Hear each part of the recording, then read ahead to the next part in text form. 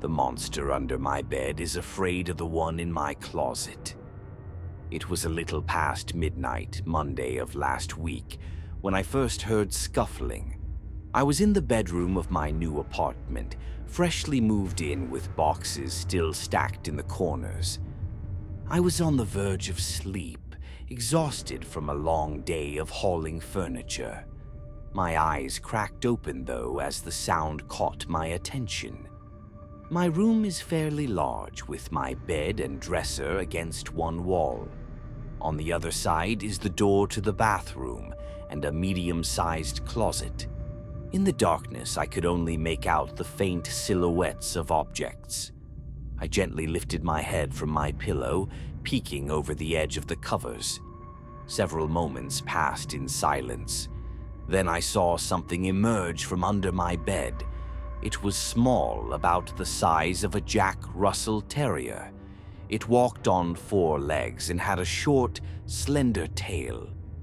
I might have assumed it was a wild animal, maybe a raccoon, if it weren't for the crest of pointed spines that ran along its back.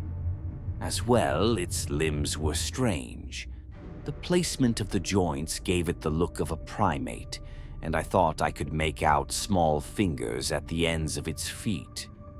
It probed the ground with a sharp snout as it cautiously crept out from beneath my bed frame. I watched as it explored the room, slinking close to the floor. It sniffed around my belongings as if assessing new additions to its territory. Then it paused and turned towards me. I saw 2 round, glowing yellow eyes. It stared in my direction for maybe 4 or 5 seconds, and I must admit, my heart rate may have quickened slightly. Then its gaze shifted, and it went back to its business. I rolled over, closed my eyes, and went to sleep. Now, I know what you're thinking. What the hell? Are you crazy? There's a monster in your bedroom and you're just going to ignore it? Here's the deal. All my life I've seen things that aren't there. It started when I was a kid. I don't remember this, but my mom says that when I was 5, we were at the park and I started pointing towards a patch of trees. "Do you see the man with no eyes, Mommy?" I asked her. There was nobody there. My parents tried putting me on different medications, but none of them seemed to help. I've seen countless doctors in my life, and in the end, they've all thrown up their hands. Of course, the obvious diagnosis is schizophrenia. I don't suffer from auditory hallucinations, hearing voices and all that, or any paranoia. In fact, I think most people who know me would say I'm a pretty normal, well-adjusted person. Boring, even. I've never had trouble with school or holding down a job. I just see creepy shit sometimes. Mostly I see people. Sometimes they're dressed in normal clothes, other times old-fashioned ones. I'll be out on the street or in a building and notice one nearby. What makes them stand out is that they don't tend to move. That, and a few of them don't have faces. Occasionally, they'll be staring at a wall or lying on the floor, face down. They're usually pretty easy to ignore. I've seen other things too, though. One time, when I was on vacation at Cannon Beach with my family, some clouds shifted, and I saw something in the sky. It was massive, like the Death Star. It looked like some kind of structure made up of giant, interlocking gold rings. The creepy part was, the rings were all covered in eyes. I watched as it drifted off across the ocean. So yeah, I'm not exactly stunned when I see something out of the ordinary. Still, I hear you say, shouldn't you have been a little bit frightened? Well, here's one more story for you. When I was 11, my family moved into a new house. There were only 2 bedrooms, and my parents were in the master. I begged them not to make me sleep in the other one. Want to know why? plastered to the ceiling right above my bed was this emaciated, naked old man. He looked at least 70 or 80 with mad scientist hair and a scraggly beard. His face was fixed in a permanent scream, eyes wide and mouth open, with no sound. He didn't move at all, just lay there, ragdolled on the ceiling. Every night for 3 years I went to sleep with that man silently screaming down at me. That's why I wasn't going to let some little monster rob me of a good night's rest. The next 5 days I went about my routine like normal. I moved the rest of my stuff into the apartment and unpacked it. I settled myself in. I never saw the creature during the daylight. It stayed hidden away. I figured it for nocturnal. Around the same time every night, I'd hear it creep out from under the bed. I'd watch as it paced around the room, idly sniffing at the new additions to the space. It seemed indifferent to my presence. Not surprising, all the things I see are. That's why I've never been too afraid of them. They always ignore me. It's like they inhabit a different realm of existence, separate from us. I've seen real people walk right through them. I came to find the creature's presence sort of comforting. I conceptualized him as a guard dog, watching out for me while I slept. I even gave him a name, Spiky.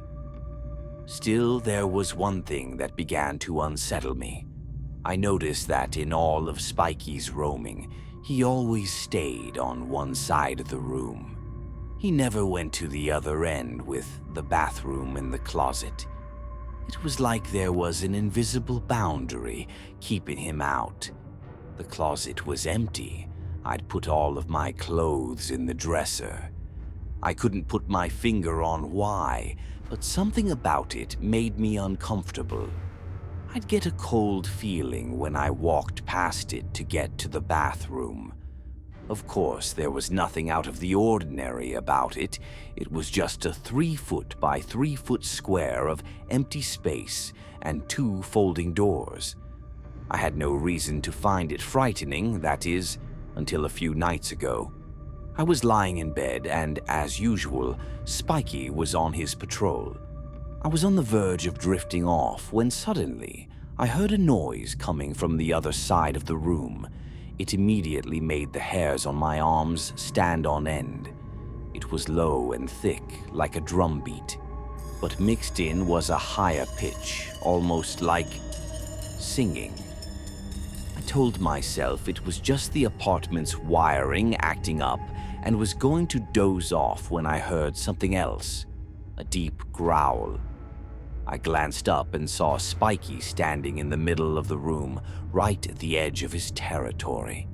His spines were all raised like the hackles on a dog, and he held his body low in a defensive posture. The growl was heavy, more scared than angry. His eyes were fixed directly on the closet doors. The low sound slowly died off. After maybe 30 minutes or so, Spiky seemed to relax somewhat. He retreated, disappearing under the bed. The next day, I took a closer look at the closet. Once again, I found nothing out of the ordinary about it, besides the unsettling feeling it raised in the pit of my stomach. I pushed it down. I got into bed that night and drifted off. I was awoken suddenly by Spiky's growling. This time, he wasn't at the boundary. The noise was coming from directly beneath me, under the bed. Once again, I heard the low hum and the high-pitched singing. This time, though, it was accompanied by another sound, the sound of closet doors squeaking open. Now I felt genuinely afraid. My heart drummed in my chest. I'm not sure if it fully registered in my brain in the moment, but the fact that the doors opened could only mean one thing. Whatever was behind them could interact with the real world. Looking over my covers, I saw something emerge from the closet. It was massive, so massive that it seemed to fill up the entire side of the room. The ceiling was too low for it. It had to hunch over to fit within the space. It was humanoid, at a glance at least, tall and wiry like a basketball player. At first, I thought it was wearing some kind of cloak, before I realized what I was truly looking at. It had layers and layers of extra arms sprouting from its torso, like branches on a tree. Even in the darkness, I could tell that it must be pitch dark in color. It looked like a black hole, an empty void in space. The humming and singing intensified. The sound was almost beautiful, like a siren song, beckoning. The creature turned its gaze on me, but it wasn't like the other apparitions.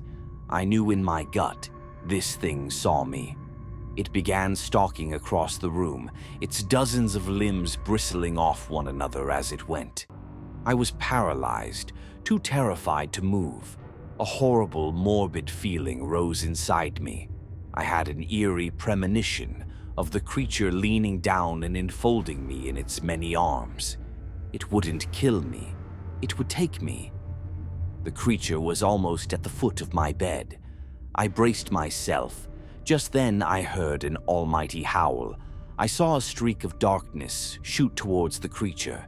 As the thing collided with it, it let out a low moan and stumbled backwards. Spiky, I realized all at once.